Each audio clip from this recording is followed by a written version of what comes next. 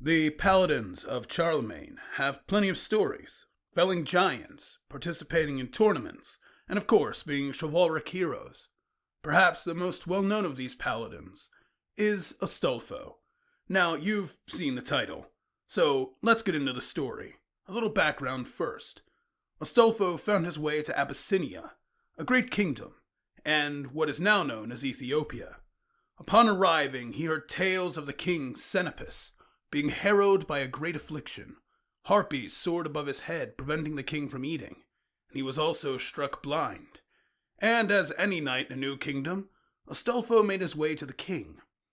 Being in the presence of such a great knight, Xenopus invited Astolfo to eat, and as they ate, the Harpies, as they always did, came and assailed the guests and the king.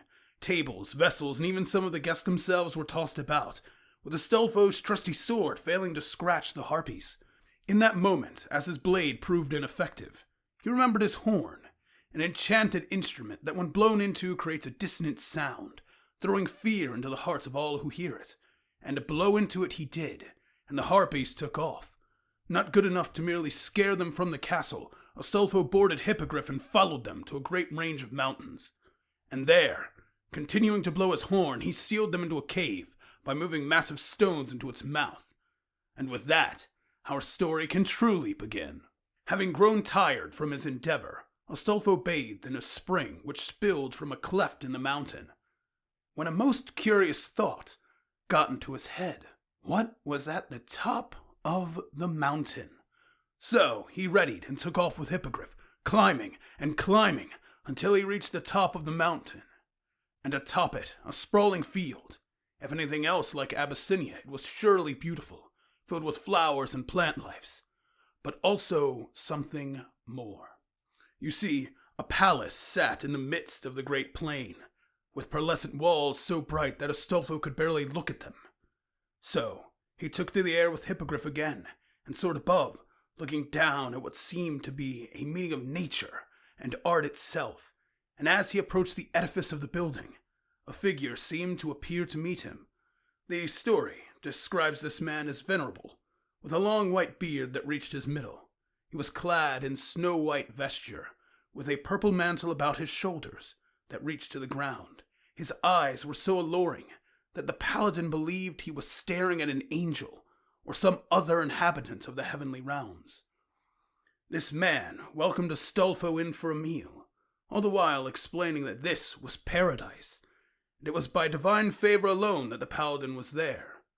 It was also during this walk that Astolfo became aware that this beautiful divine man was none other than John the Apostle, who welcomed him into a great hall.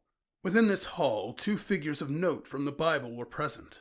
The prophet Elijah, who was taken by a storm of fire to be with the Lord, and Enoch, who the Lord took away while walking with him one day.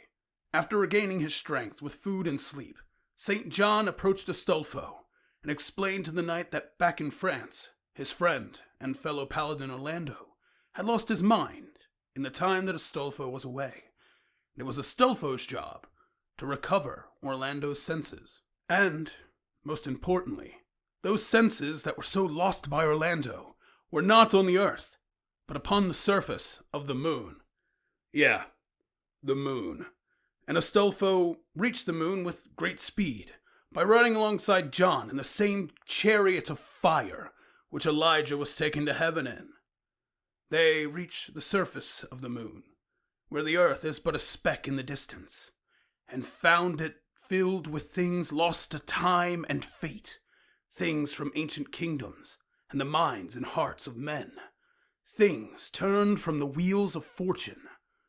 Astonished, Astolfo looked around, getting a tour of the moon by St. John. He saw forest and animals, and heard the sound of crickets and grasshoppers that nearly burst with their own singing. Most frightening of all was a milky river, perhaps an analogy to our own Milky Way that fills the night skies. This river contained meanness, affection, vices, and perceived virtues of mankind. Many days Astolfo saw of his own things which he regretted, and wished not to be reminded of. But because he looked, he also saw wondrous things in this astral river. Good sense, kindness, desire to do good, This desire itself was a vaporous liquid that seemed to come and go, except for that which was kept in vials, including one that said, "The sense of the Paladin Orlando," a jar that was filled nearly to the brim, all of the sense which his paladin ally had lost. There was also another jar of interest, one that John, his guide through all of this, handed to him. The sense of the paladin Astolfo, a jar that was more than half full, showing that he had his sense about him, despite how easy it was to lose it to love, anger, and greed. Seeing his own jar brimming with sense, Astolfo inhaled it and gained all of his sense at once, sage-like knowledge that would stick with him until the end of his life. He proceeded to see the fates weaving the tales of men and women with varying cords and threads, interconnected some but also separate, and time itself, which ended the lives of many by dipping their names of gold, silver, and iron into the river of oblivion, all to show that time waits for no man. And with that, and the sense of Orlando in tow, Astolfo turned and made his way back for the earth, back to Hippogriff, back to his loving France, and back to many adventures.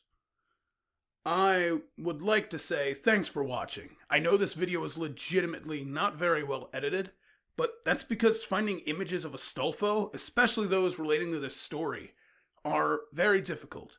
Now, there are plenty of images of the Fate character, and that's really cool, but when you're making a video about Astolfo, and specifically this story, it's a bit difficult to find things. So, even without all the editing and changes, I hope you enjoy.